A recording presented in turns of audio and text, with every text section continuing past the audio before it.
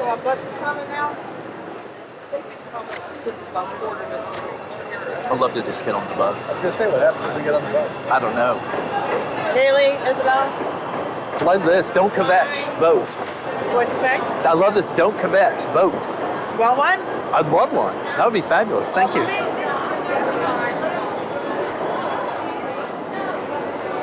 Cool. Thank you very much. You're very welcome. I'm in. Thank you. What is that for?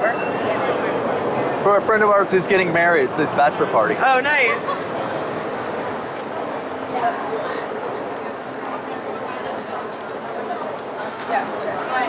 Literally the easiest explanation you can ever give anyone, whether they're a cop or somebody worrying about permits.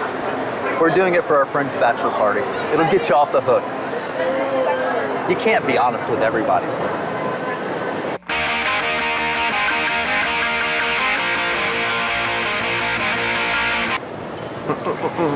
Let's see what we got here. Booyah. You know, they say the key to longevity is working out at every opportunity. Always be exercising. Your mind, your body, whatever you can get your hands on. Hey there, little pup. Hey, look at you.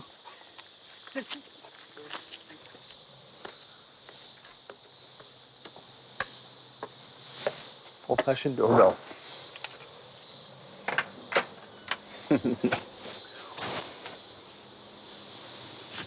Look at this molding fell off. Hello. Welcome. Hey, baby. How are you? Good, how about you? Bring it in. Good. I have any mail? It doesn't look like there's any mail. Huh? I didn't see Postcard from my mom. How are you? Good. a postcard from your mom. That's always nice to see. Good. She's been seeing the world. Where is she? Where is it from? This is from Norway. Oh, cool, man. Seeing A is fjord. believing. Yeah. Seeing is believing. Some fjords for the. That's cool, man. For the fnuds. Wow. Yeah. We couldn't have set that up any better. We're good. How about you? Are you getting your chants on? Huh? What were you doing? Are you hearing the full lotus here? Just Is that? No. I was just reading about Elm. You remember those guys? who is it? Elm Shinrikyo? Oh yeah, a little bit. I remember, but Fun stuff. yeah. Amazing old. Why are we drawn to such weirdos? I mean, literally, our whole life is just about collecting and meeting weirdos. What is that? I know, but it does say something What's about the us. opposite of that? though? Normals. Square? Yeah. Squares. Squares are only so fast. I mean, I just- Every 20 years, there's something like normcore or whatever I know. that gets expressed, and then people realize shortly thereafter, they're like, oh, there's a reason we weren't interested in this. Yeah, normies are boring. Yeah. It's true. My girlfriend was like, why is everything you know about so fucking weird? I was like, Right? I don't even know how to answer that question. It's like, why is fucking Don Quixote out there fucking exploring? Well, my ex used to get on my case about having too many books about the Holocaust and reading those. And I was like, oh, I'm sorry. Only the most important thing that happened in the 20th century. Sorry to have 8 books. But come on in. You guys want some coffee? That's beautiful.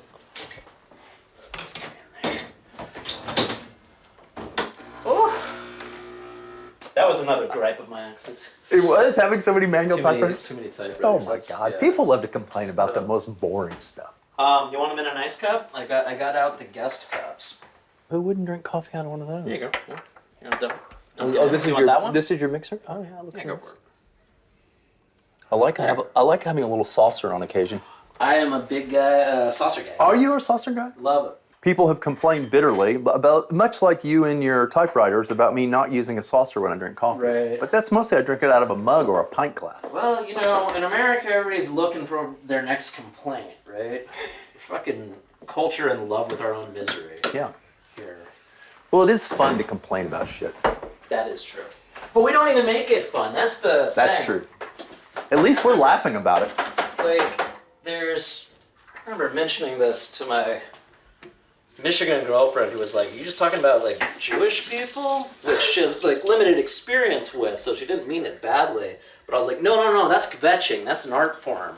You know, that takes sometimes legitimate misery and, you know, transmutes it into a fun shared experience, you know, and a slapped forehead. I was like, the American complaint experience, the, you know, mainstream American complaint experience is supposed to elicit the response, unbelievable, and like impart genuine misery like onto the person you're complaining about. And it's usually about like a phone call with AT&T or something. It's just...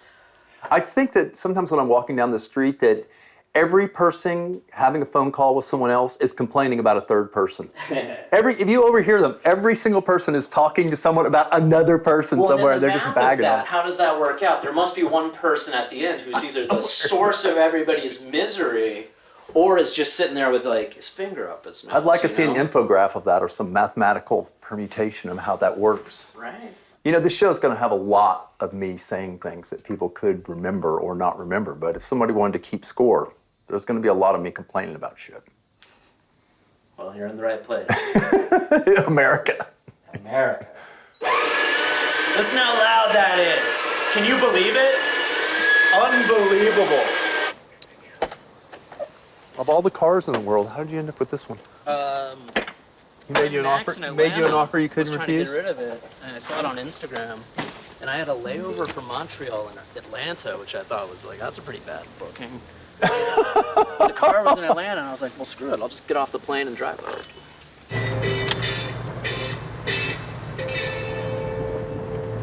This thing feels like you're in a hot rod. I like it. Right? A little sputtery right now, but you know, well, you probably have it goes. It'll warm up. Still living it. Do you want me to do the thing? You good? Okay. Did I send you? Oh no, I sent it to Chitty. Watch out for all this stuff. There's companies that do media backwatch, and I was like, that's a weird phrase. Is that what they call it? Security, but like there was one that laid out, and they were, of course, it's like people who are ex-SAS and shit. They were talking about they're like, sometimes film productions have a small crew, and you'll want to walk backwards to capture the action.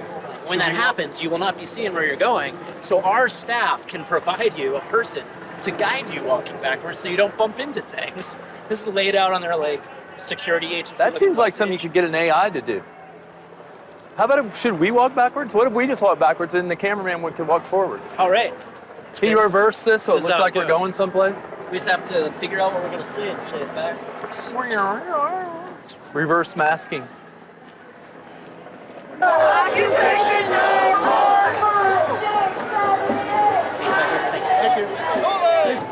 Looks great from like this far. I love it. It's like Akira. It's just happening in the background. Yeah. I like that double glasses look you're working. Free Palestine! Not another nickel, not another dime! What does this say?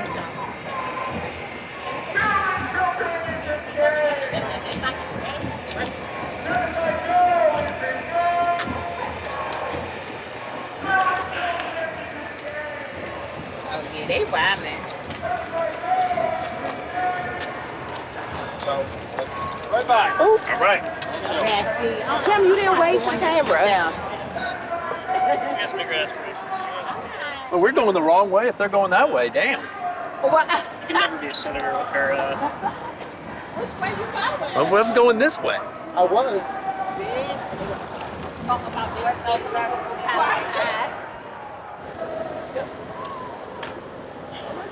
It's crazy to walk all the way really behind.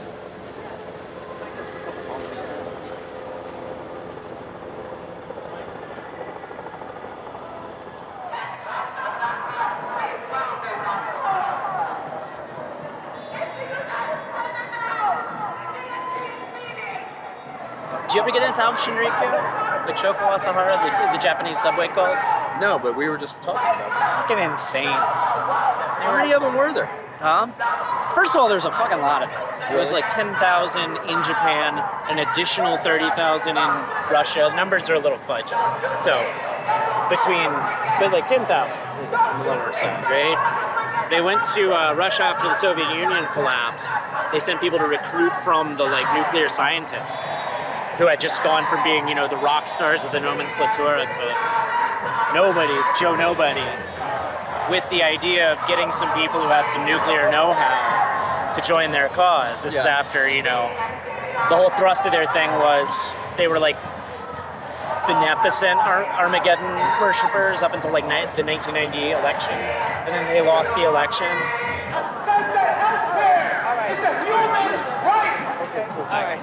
Okay. Well, we will come back when we have our official approval from the state. America is really the land of laws. You know, there's a lot of talk about America being the land of freedom, but motherfuckers got a lot of goddamn laws. Like, if you have a press pass to be in this little bitty park, it's like crazy. I mean, I could have argued about it a little bit. I mean, I could have told her we were making a documentary or something for my friend's bachelor party.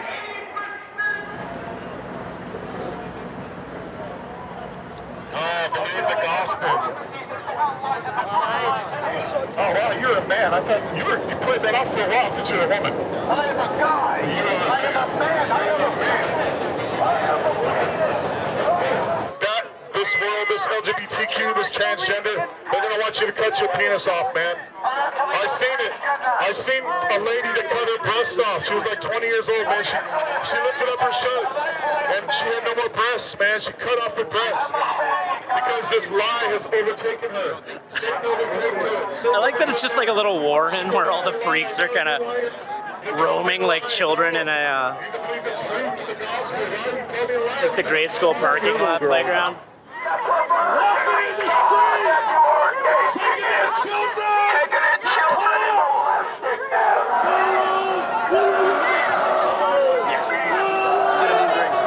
America is off its rocker.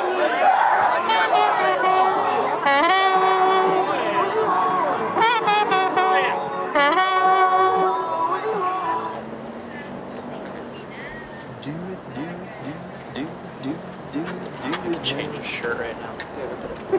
Feel free. I've got a spare one right here. I didn't quite realize.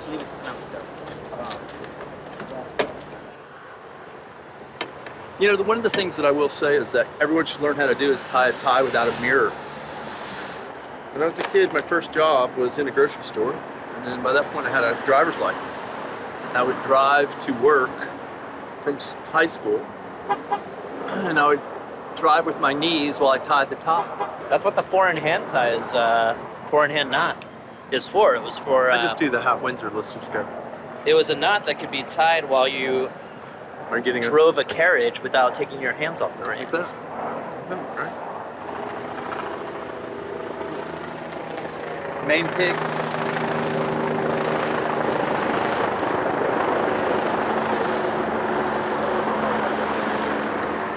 This Western jacket is both super warm, check it out. Am I too fat to wear It's my made shirt out this of way? some kind of rayon so that it is sweltering in the summertime and freezing in the wintertime. It is never comfortable. And if there's a fire, this thing will stick to me like shrink wrap.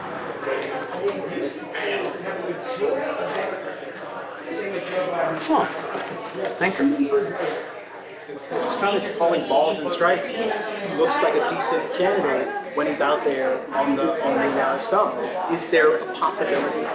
This is like, They still got nuggets? you know, sometimes when I come home late at night and the whole family's asleep, it's just like I got to 6th grade and I saw a film projector in the room. I know that I don't have to do fucking anything. I love it. When I come in here and they're all busy working and all this is mine, I'm like a kid in a candy store. Look at this fucking whiskey. I could drink this whole bottle and Monahan wouldn't even know. So let's just say that you and I were starting a team and we could draft. Who would you pick first out of this whole room to work for you?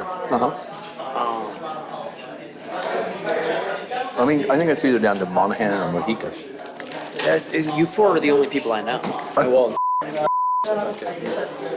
Wait, I got first pick? That first pick? Oh, you picked me. Okay, that's what I'm asking. Congratulations, you're off the board. Last time I saw that guy, he took us to a marble slab of cocaine. In Caracas? Yeah, I had just gotten off a plane from fucking Malaysia. And they were like, do you want to just get on another plane to Venezuela right now? And I was like, not really. And then sent me a picture of what looked like a toddler's hand holding like a cinder block of cocaine. And he said, yeah, you might not want to come. The cocaine's a little rocky. And I was and I was down there in 5 hours. You know what we would call that? A country ton of honk. It was. One full country ton. Well, I didn't know could pull that It was kind a of magic legal out. shitload. Yeah. I would have maybe chosen. Well, I didn't have first pick, so do you think we could get a microphone over here? Because it might be rival anything they're saying. I have a sneaky feeling that we could at least compete with them. We've each got our own audience.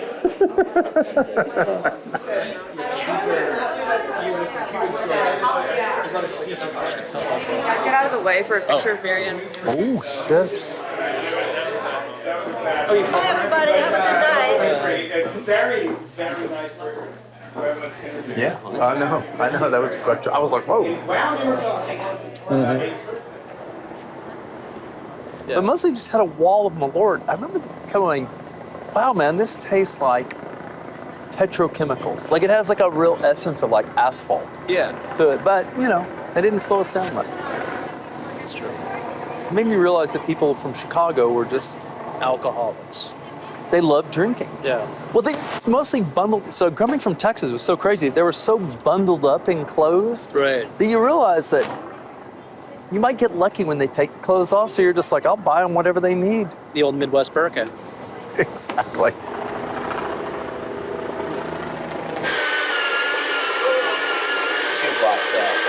It's a little early for our beauty shots. Yeah, I know. I was gonna say. Yeah, she probably knows an average amount about shit. She, you know I like her? She's a good cook, apparently. That literally is a whole lot in my book. People who will stand over the stove and actually cook shit. That's fine. I mean, can you imagine Trump? I mean, I can't believe people elect fucking Donald Trump. The guy eats well-done steak with ketchup. What's more un-American than that? Being a he mobilized the morons though. Like it's Yeah, he did. yeah, which is by necessity or by right the like most powerful force or electorate in the country. You know who that guy James O'Brien is? He's like a British commentator kind of character. Anyway, he started using this term, the footballification of politics, which essentially people are just happier to see the other team lose. They don't even really care about winning. They just want the other team to lose, right? Like so they're college just football, yeah. Yeah, so they're just happy to see, Donald Trump get over on people. They don't really give much of a shit about Donald Trump. They just like to see him talk shit on people. And Right. Well, it's like this was a thing that maybe it was less. People treated it as less mystifying during the Jesse Ventura gubernatorial run, like especially like based on his messaging, which was literally like, "Hey, I'm a tough guy. It'll be funny if I'm fucking governor." And I was like, "Yeah, you just got a bunch of people who don't pay any attention to politics to come out and vote. You just upped your fucking voter turnout by crazy." But like a lot of those people, maybe it's not, not for the best that they're now like supposedly interested in politics. it's better if some people do watch the Maybe football. they're not actually interested in politics, let's say. What we we're- just made this entertaining. So what we're saying, it's probably better that some of these people are watching the Chicago Bears tonight than the DNC. I think it's the same thing. I think that You know what's happening with the White Sox? Have you? I haven't seen. Did they lose like a bunch of games in a row? 25 games in a row? White Sox are something like 35 and 97 or something like that, and it's the worst team since the Mets. I saw they had the longest losing streak ever. They had a long losing And streak, and then been- Oakland beat them. Do you guys see the full eclipse? I did. I went to Arkansas. We went to Indianapolis. We were prepared to be unimpressed, and my socks were blown off. I've never. It makes you kind of come to grips with that you're just a speck of dust in the cosmos. I mean, you really. It just was shocking to me. It was the same with me. We were kind of in the middle of nowhere, and all of a sudden, when things started to change, it was like a little bit scary. Right? You were like, Well, we were at the University of Indiana, and we were there with a bunch of Chicagoans, and we knew it was coming, and then it came, and the expression on my partner's face was just staggering, and the guy over a loudspeaker said, "Take off your glasses," and for 4 minutes we looked at it without our glasses on, And it really was breathtaking. It was different than anything I've ever seen. Yeah, I loved it. I love that too. That's cool. So I was thinking that maybe you could talk to us a little bit about your project about the neighborhood, mapping the neighborhood, but also just about culture in Chicago in general. Okay, so people often say to me things, people who are not from Chicago say, what is it about Chicago? And I don't know whether they're talking about Al Capone or Oprah or Right. Michael Jordan, you know, or something they say, what are we going to do about Chicago? Are they talking about gun violence? Are they talking about the stereotypes? What are they talking about? Because there isn't a Chicago, right? There's my experience of Chicago, which is different than Malik's, which is different than everybody else's. So it's a hard thing to dive into. Did I say hi to this? Yeah, of course. Hey, yo, Andrew. Andrew, Over. have him come over. Come and sit. Yeah, They don't slide. have to film you, but you should come and sit. How you doing? Hey there. Hey, man. I'm Bill. Hi, Bill. Andrew. Great to meet you. Hi, Andrew. My name is Trace Crutchfield. Hi, good to meet you. Nice to meet you, too. Next to Chris. We probably won't film you, but Oh, yeah, that'd be great. what press are you with? Harper's Magazine? Oh, cool. Oh, very I like cool. Harper's. Yeah. Are you a New Yorker? No, I was for a while. You're in London? I've been a Londoner, a New Yorker, And Washingtonian, now I'm a and what's your Virginian. relationship to Alex? brother. That's what I thought. Oh, wow, cool, That's man. what I thought. And I knew Alexander pretty well at a point. I know, yeah. Your brother came to speak at the University of Chicago. And what I remember, and we had dinner together, and what I remember is that he wanted to be paid up front in cash. Because he didn't want to give Uncle Sam a fucking penny. So Uncle Sam had a hard time getting anything anything out of Uncle Alex, yeah. Anyway, I thought that was one of the funniest things where he was backstage and he wanted the money now in cash, then he would speak. Yeah, so Chuck Berry does. Terrific. Yeah. All right, back to you. I love just getting enough about that back to me. I'm not an elite thinker, clearly. But it's crazy that like a significant portion of the United States of America is not interested in arts or intellectual thinking or science even. And I'm just curious, how do you think we got there? What is the problem with being smart? You know, this anti-elite thing? I'm like, if you're gonna call a plumber to your fucking house, don't you want an elite plumber or a mechanic for your car? You don't want some mediocre motherfucker coming around. Go ahead, Andy. No, you go ahead. Well, I was going to say that I think anti-intellectualism is just a posture in a Yeah, certain way. well, that's really what I mean. also Why think- is that posture Well, popular, though? I also think, though, that we have a culture that has foregrounded individualism, and True. everything is reduced to the individual, and that feeds that kind of Yeah. sense of we don't need to know anything, we don't need to be curious, we don't need to ask questions, because it's all about me. So when we talk about public safety, we talk about owning a gun. When we talk about public education, we talk about vouchers. When we talk about public health, we stay healthy, don't get sick. You know, I mean, it's insane because there's no sense of the collective. And I think that one of the things that we were both remarking about Michelle's speech last night was that there was a sense of how do we build the community. And I think that's an essential kind of underlying kind of intellectual prop that we have to push if we're going to be any kind of social progress. You know, we have to think of ourselves as in community, not isolated individuals bouncing off. I mean, I think that's kind of the answer I was looking for. Yeah. More. Well, okay, so so the glass is more than half full, you're saying? Well, I have a problem in that my mother was a Pollyanna, and I have a kind of it's in my DNA, I have a genetic flaw, which I tend to look at things not as optimistic, but as hopeful. My mother was optimistic, but That's good. optimists know kind of what. I used to compare my mother to Marx.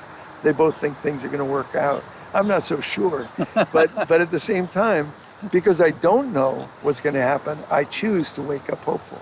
I go to bed every night disappointed that we didn't overthrow capitalism, but the next morning, why not be hopeful? You don't know. The day before Rosa Parks sat in, nobody thought the modern civil rights movement was possible. The day after, every pundit saw it coming. It's bullshit. Nobody knows what's going to happen. I mean, if we knew what was going to happen, we could sit on our couch and smoke a joint. Well, we can still do that. But were you in Union Park on Monday? No, I got here too late. I got there just at the end, and it was like, it was pretty. I mean, it was much less than I'd hoped. Well, it was small. The park was not half full, and it was very, very small group, and the people who were speaking from the front, and they were all people I know and all people I like. Right. They were just shouting slogans, and they were all slogans I liked also. Right. But that's not how I think. That sort of thing. That's not how I think of an organization. Organizing works. I think you have to think of it as pedagogical. Any action you take as a radical activist, any action you take should be judged by whether you taught people things and whether you learned something. If all you did was look good in your keffiyeh throwing your Molotov cocktail, who really gives a shit? I mean, it doesn't mean anything. Yeah. To me, it's always, did I teach?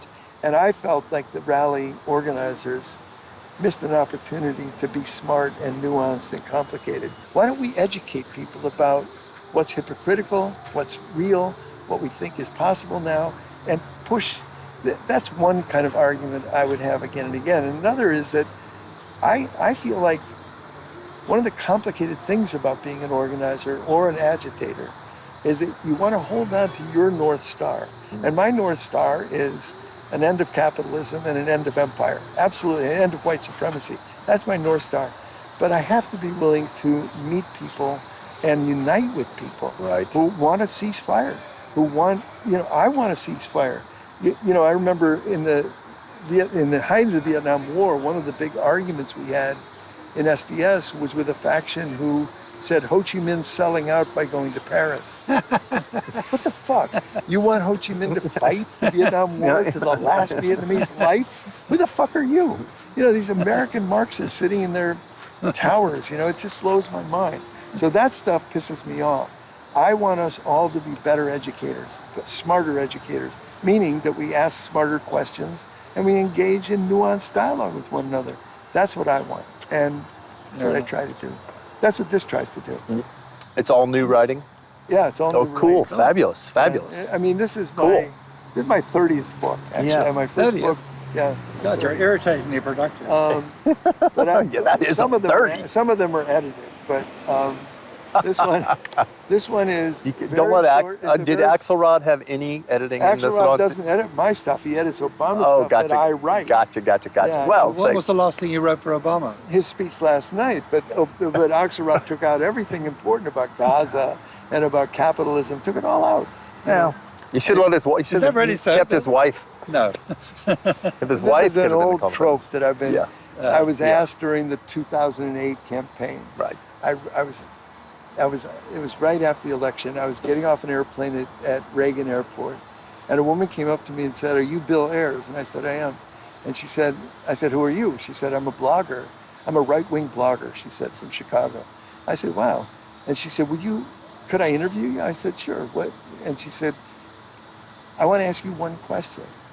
And the question is, did you write Obama's memoir?" And I said, "Will you print exactly what I say?" And she said, "I will."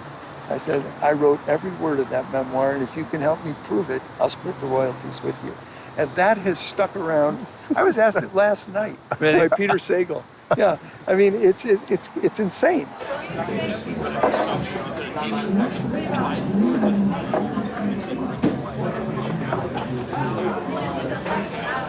I go to bed every night wishing for the fall of capitalism. That's killer. Those guys had some good lines. Dude, what was the collective age of all three of us on that bench? That's like 250 years of bullshit.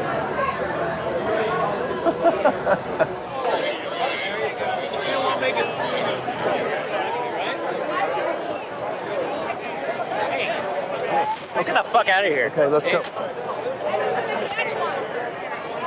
It looks like comfortable too. They are actually, yeah. When a ball comes, you can hop off of it. To get you a good start towards the ball, huh? Exactly. Yeah, 'cause getting out of these chairs, they're not easy as you get older.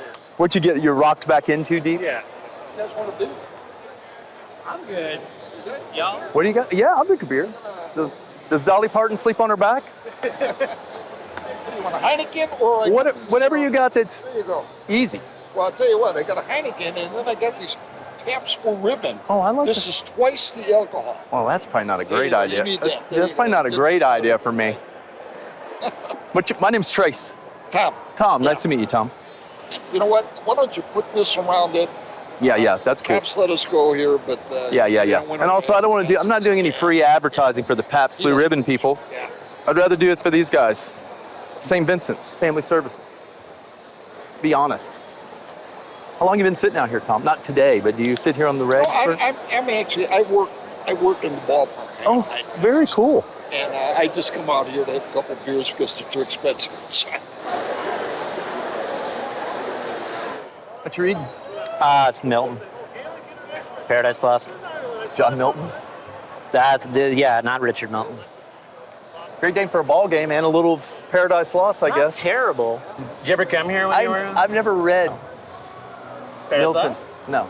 It's pretty good. I mean, I've read a little bit. Tell me. It's kind of goofy, you know. I mean, it's, you know, very kind of like august English lit. The heroic pentameter, an invocation of the muse. The whole thing is the story of the fall of man and the fall of Satan before that and whatever. It's roughly an allegory for the English Civil War, with Satan as the site of Cromwell's New Model Army, which Milton supported. So there's conflicting layers of irony about being part of Satan's party, which I forget. I think Samuel Johnson said it about them. Anyway, just good reading. It's kind of goofy though. At this point, you know, the war in heaven, angels are throwing mountains at each other, and Satan just invented the cannon, you know. But I assume we were just coming here to fucking try and catch some baseballs that got hit over the stadium wall. Yeah. No. Well, it's, you know. Oh, here's a Milton fan coming You up. think he's ever read Paradise Lost? Seems like the type. Yeah. One question. Have you ever read Paradise Lost? Yeah. I'll give him my little Jesus saves.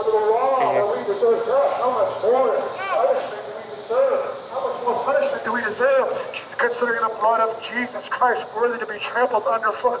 You know, when you choose sin, no, you can be free from that. I'm here to tell you, no drunkard will inherit the kingdom of God. This guy looks like a divorcee. The Apostle Paul, who was given an incredible knowledge of the Word, a steward of the Word of God, steward of the mysteries of the gospel. He said this, do not be deceived. Some holy water. You're forsaking your inheritance. Right, yeah. This guy looks like he's going through a bad divorce to me. Yeah.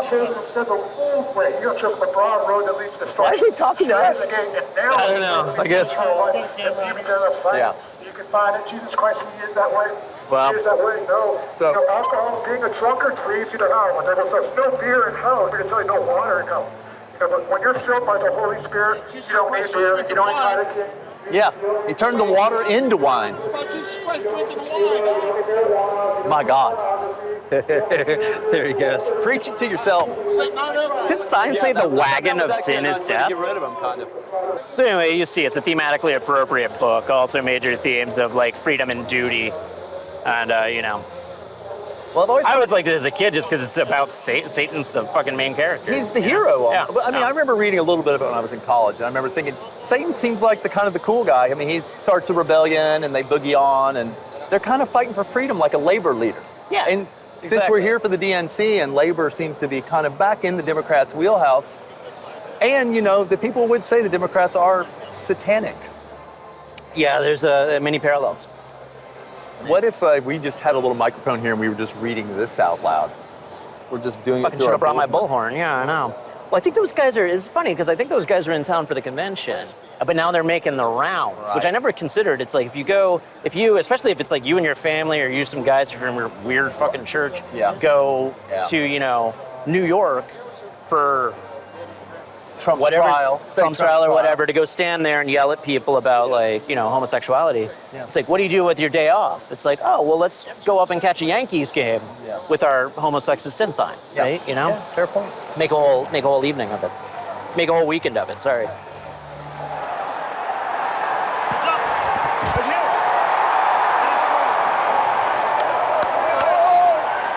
Oh, Almost. fair ball. Oh, I hit the tail by the table. The worker picked it up. Thomas, you didn't have your glove ready. What if it had come? I could see the trajectory. I was thinking it's kind of a funny change in the world where the cops all have to be so good on bicycles. There's like hundreds and hundreds of bicycle cops, right? And they're all pretty young and fit. They must have some training, and they're like, we have to use our bikes to block people, and they're the new barricades. It's crazy.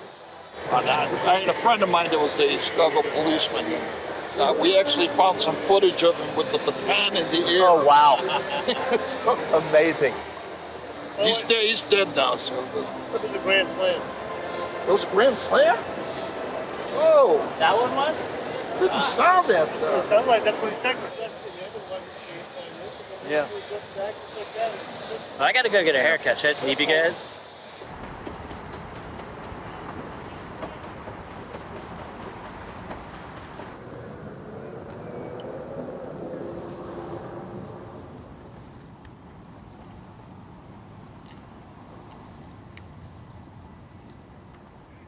A basic Italian sandwich is really all you need. Some cold cuts and cheese. I mean, it's essentially the original sandwich. A little oil and vinegar. You know. You can just put it in your back pocket and carry it around all day, too. It's self-contained. Although you might get a little grease on you. But then in that case, you know, you have your calf. Old school.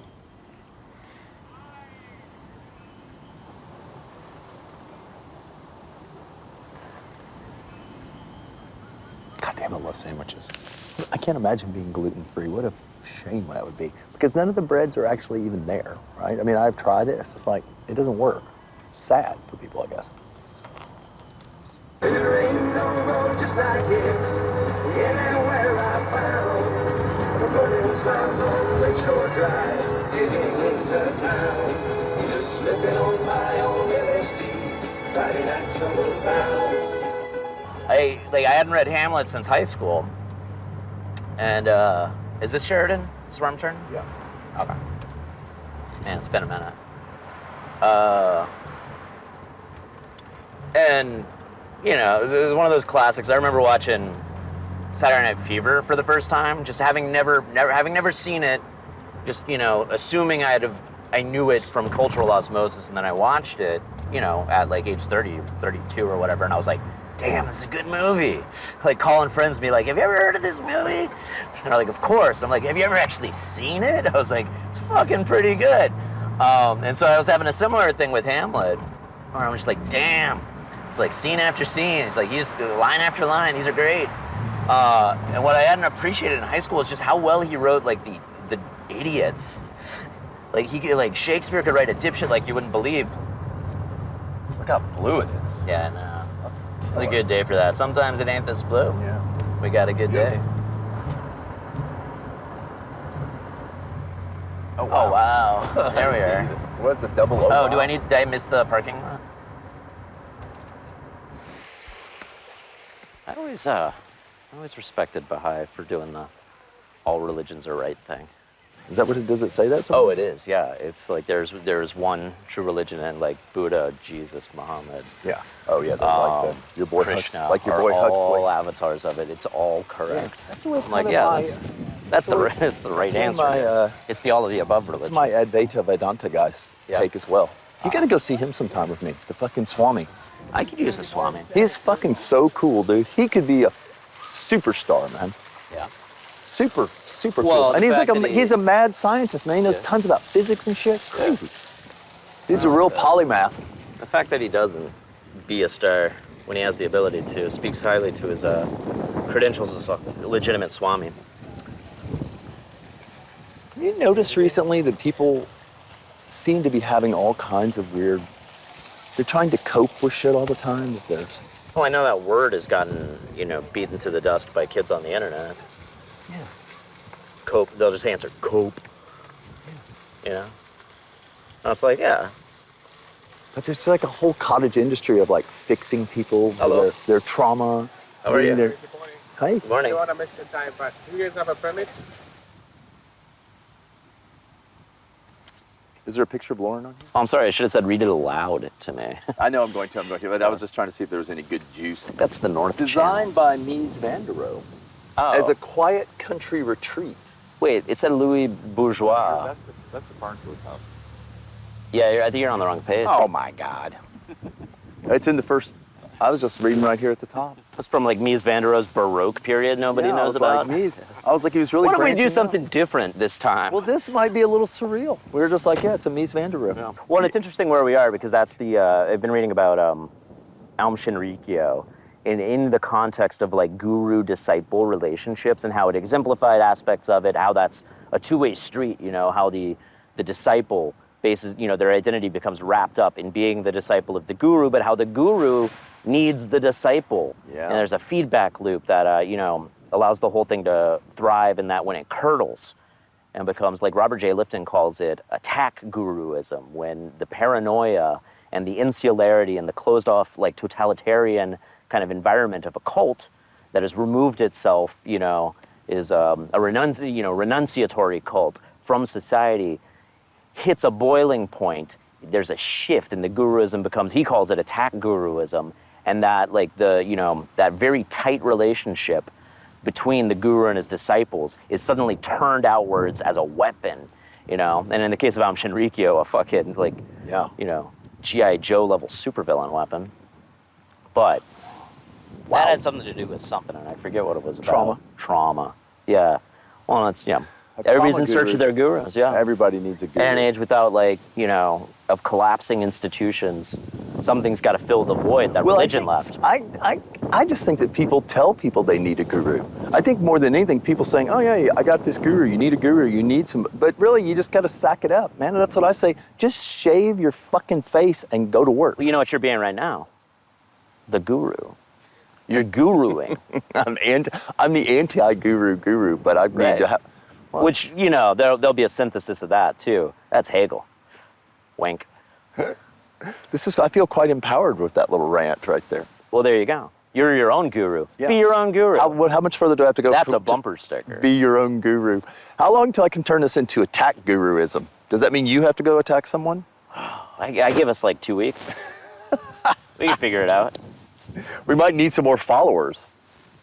It never hurts to have a few more followers, although it's kind of like going to dinner. I like to keep it under 5. How much?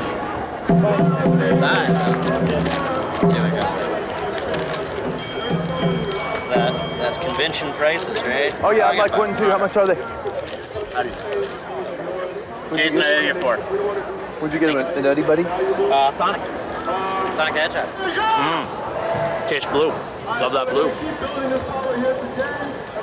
That's a nice label. Thank you, man. Gracias.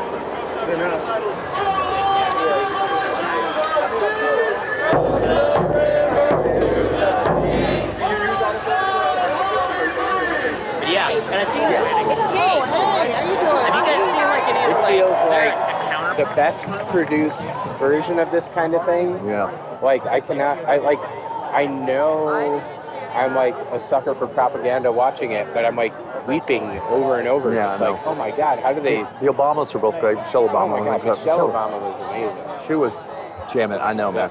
It was heavy, you know? Yeah.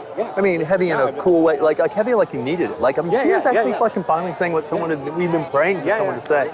Yeah, so she was amazing. cool. It's very moving. Hopefully it's enough to fucking topple. God damn, man. I mean, that's the thing always. You always feel like we're on the right side of this, right? When you're watching the thing, you're like, how can anybody...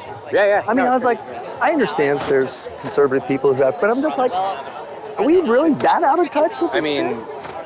My in-laws, they're a biracial couple, but they're like small town Fox News people. Oh, yeah. And we were there when they announced Walz as the running mate, so that was on. And afterwards, my mother-in-law was like, I guess I'm just not going to vote this election. And it was like, oh, you can't tell the difference? Like 9 years of this? They really are just so mopped up by it. Oh, you know, who's my friend? They're bullies. Hold on. You guys gonna be here? Yeah.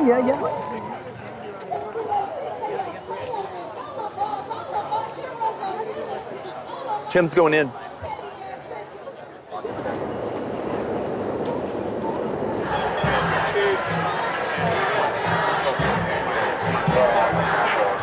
Careful. Up on the sidewalk. Let's go. Onto the sidewalk.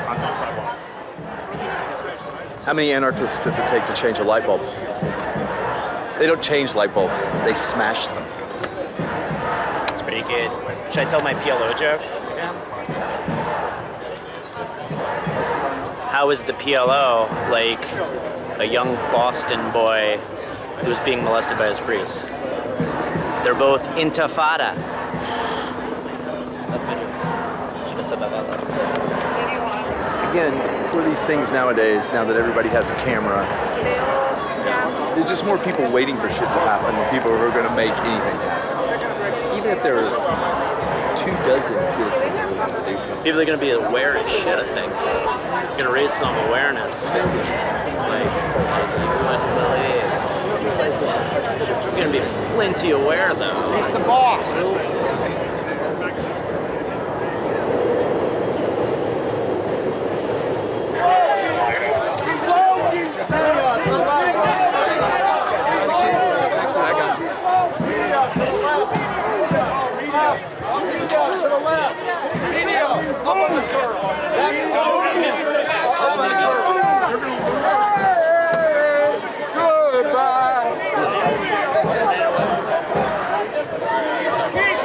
Unclear. That was just only cameramen fighting with the cops. The protest's over here. I don't know what we just missed. The guy with the American flag being in kerfuffle with the protesters. Oh, I see. Well, at least someone got it. Hopefully someone got the picture.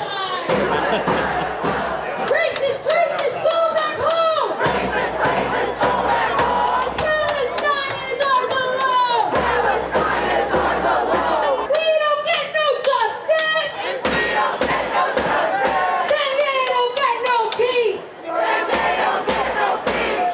Ceasefire now! Ceasefire now! Ceasefire now! Ceasefire now! Ceasefire now!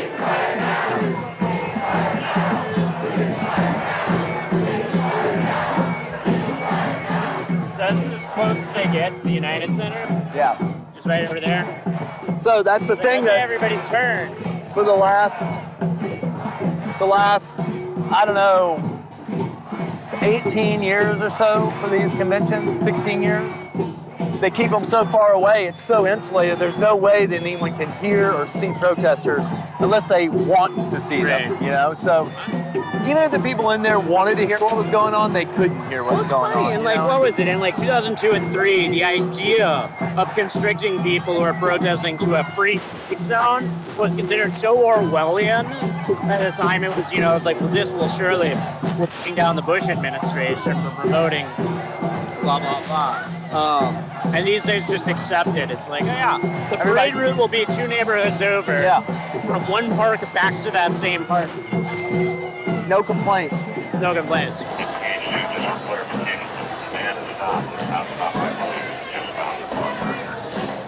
I understand. I can't tell you what the marching order. I'm putting out the situation where Article 2, all Article 4,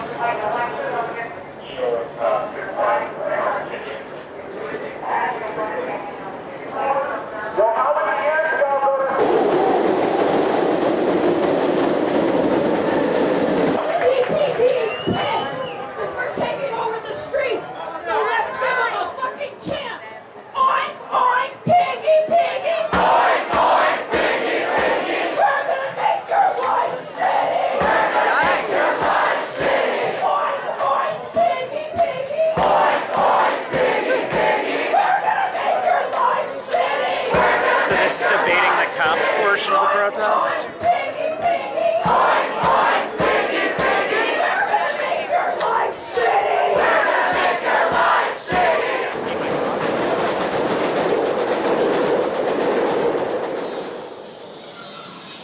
This protest work is exhausting. Yeah. But, you know, think about all they're accomplishing right now. Yeah. I hope they feel good. I mean, they are working hard.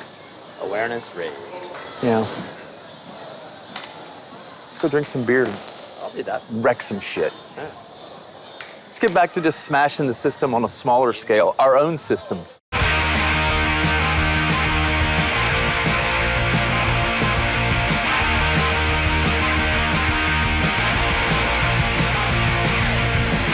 don't understand what we're trying to say.